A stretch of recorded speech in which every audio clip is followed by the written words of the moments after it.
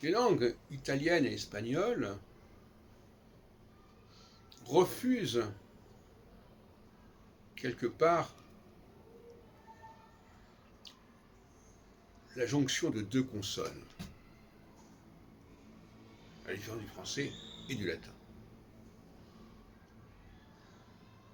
Par exemple, en espagnol, on ne dit pas pleurer, on dit llorar. On ne dit pas pleuvoir, on dit lluever. C'est-à-dire qu'on supprime le P. On supprime la formule PL pour n'avoir plus que le L. Donc ça, c'est déjà un comportement étrange. En italien, on ne dit pas la place, on dit la piazza. On supprime le L, on n'a que le P.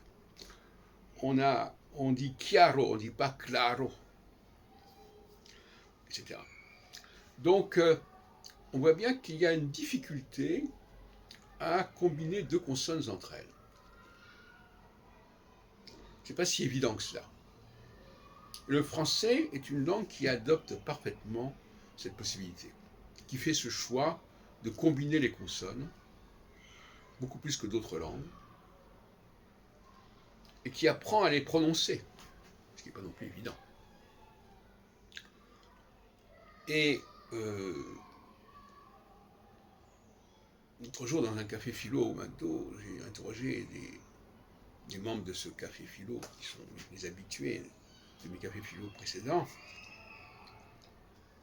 tout cas certains d'entre eux, et puis j'ai également interviewé d'autres membres de ce café philo le lendemain, comme René Louis.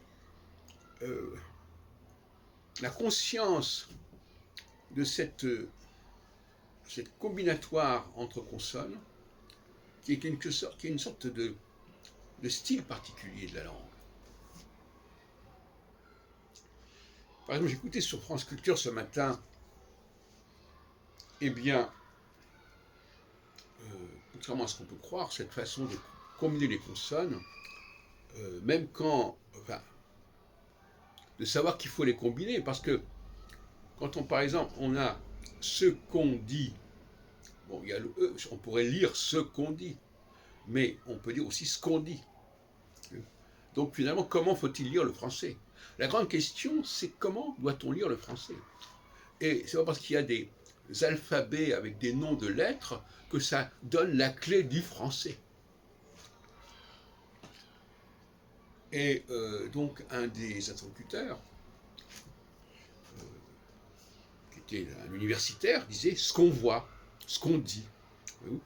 C'est pas un langage vulgaire de parler comme cela en français, au contraire, c'est très français de parler de cette façon.